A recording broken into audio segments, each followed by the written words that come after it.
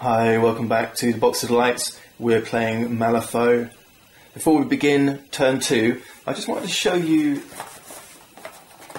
a couple of boxes of models. We've had a look at the metal models and we're using the metal models, and I mentioned in an earlier video that Weird Miniatures are now producing plastic minis. So I wanted to just give you a quick look at what these are like. So this is a box. This is Freak or Strong Arm. It is a single model, but it comes with a couple of different poses. So you can see that there's lots of different little bits here. And this guy is Avatar of Hoffman.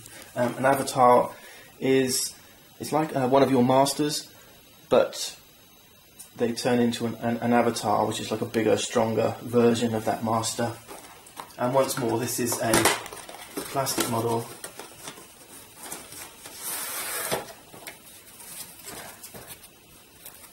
And you can see that these come in your traditional plastic moulds.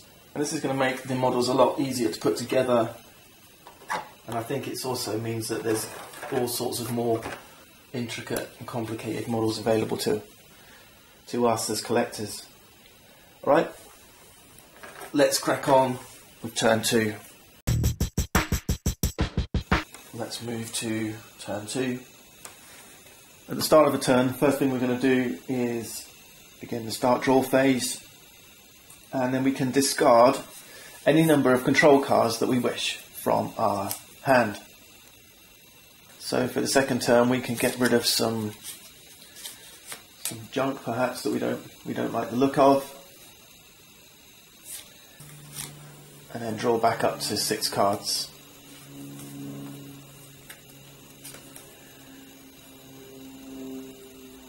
Okay, apart from this one, that looks much better. And then for the Arcanists, I want to keep tomes, and well, these are good for triggers. Masks are even good for triggers, but we've got a couple. I think we'll drop this 3. We'll just drop this one.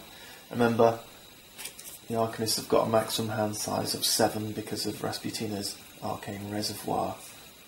We always draw back up to our maximum hand size, you see. Wow, that's fantastic. Good draw. Alright, so initiative flips, remember? Neverborn 9. Arcanists 4. Well, do they want to use a Soul Stone to try and grab the initiative? I think since we put down these ice pillars, we're not that bothered. Let's save our Soul Stones for now. Let's let the Neverborn go first. Well, Candy, I think, is going to activate first. She's not very happy about these ice pillars, so we're going to try and knock those down. And I think we can do that with a ranged attack, actually. Candy has a ranged attack called Whale. And here it is, Whale. It has a range, and you can see the gun symbol there. It has a range of 8 inches. She's got a combat modifier of 4 and a mask. It's just like when we flipped for the spell duel, okay? And here's the damage. Now here's the thing. These ice pillars, they have a toughness of 3, which means we need to do 3 damage to them. Remember we looked at the Fate deck, and they had different numbers, and we had 1 to 5 was weak, 6 to 10 was moderate, 11, 12, 13 severe. Well, for her, Candy here, to do 3 damage, we need a severe attack. But let's give it a go. We can always cheat Fate with our command cards if we need to. Our melee attack has a range of 1 inch. Remember, those ice pillars have to be placed more than 1 inch away. So we're going to use our ranged attack, Whale. And this combat action is called a strike. So let's strike with Whale, flip a card. And excellent, we get a 12. And remember, this is just a damage flip. When you're striking against terrain, breakable terrain, you don't need to flip to see if you're successful or not. every strike is successful. All we've done here is a damage flip. So normally when you duel in combat, you would determine whether you're successful or not, and that's called the duel, and then if you're successful you do the damage flip. So when we know we're successful, our damage flip is 12, and that's severe. And then we look at our weapon, and our weapon is whale, and the damage is either 1, 2 or 3. If we had a weak attack, it would be damage 1, moderate would be damage 2, severe would be damage 3. So we've done a severe attack, we've done 3 damage. And that means with the hardness of 3, those ice pillars are out of here. However, when you defeat these or knock down these ice pillars, they turn into severe terrain. So we need to put some severe terrain there in their place. As it goes, I'm just going to turn them over and we'll remember that that's severe. Now it looks like a puddle of snow. I think Candy's got one more action left. We want to try and head her across here and get the furthest objective marker. First thing we're going to do though is use one of these 0 actions, and it's called Runaway Home. And you can cast 1 0 action on each activation, 1 0 cost action. Runaway Home is a spell, and it makes us able to ignore hazardous, severe and water terrain effects when walking. It's got a casting cost of 12 mask, and you notice it's got a range of C. C stands for caster, so we're casting this on ourselves. So let's do a flip for casting the spell, and we've got a 4 mask. Remember we started with 5 masks, so we've got 9 mask, and we were after 12 masks. We failed to cast, but we could cheat fate from our hand. Let's put in a 7 to cheat this spell up to 12 mask.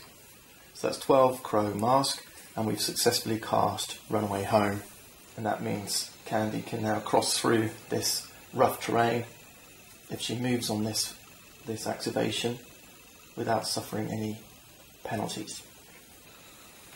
So we're going to walk with 5 inches, but this is going to use up our final action.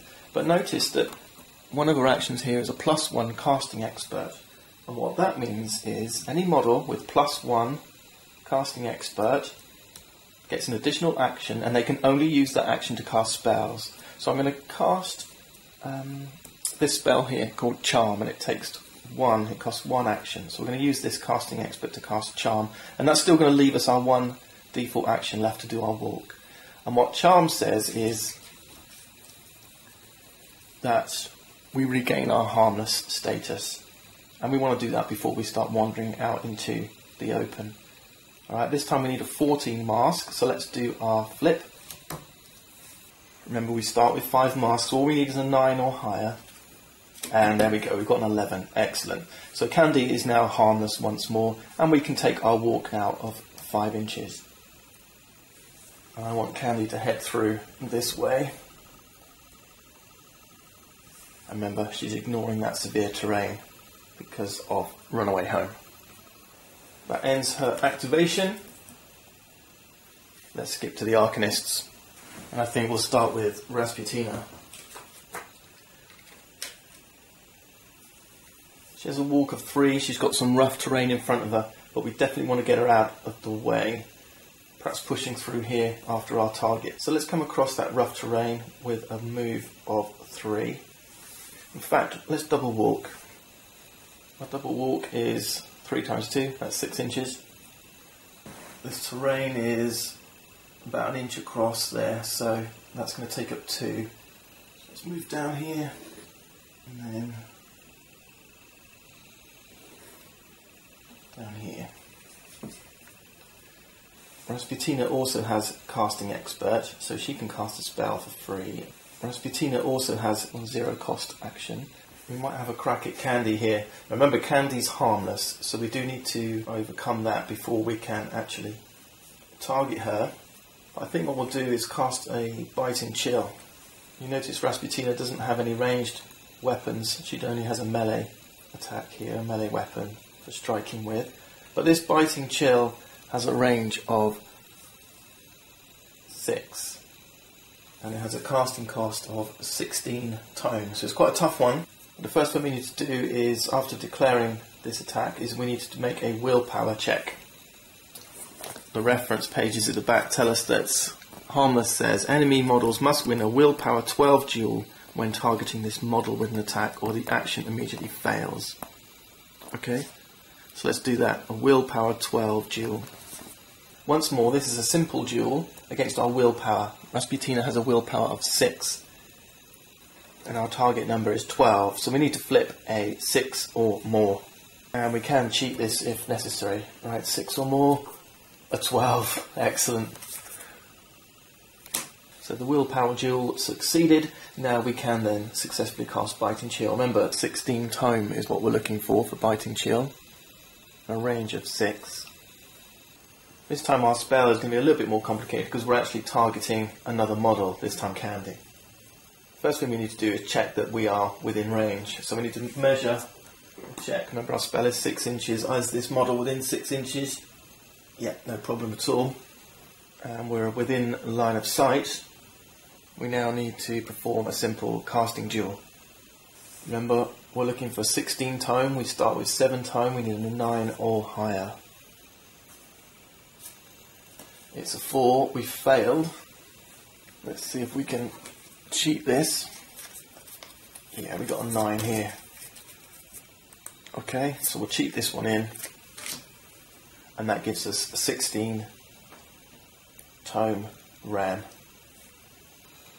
Now Candy must perform a resist duel. Now if we look at Biting Chill, the spell that Rasputina just cast, see the RST has DF here. That tells Candy which stat she has to use to resist this spell.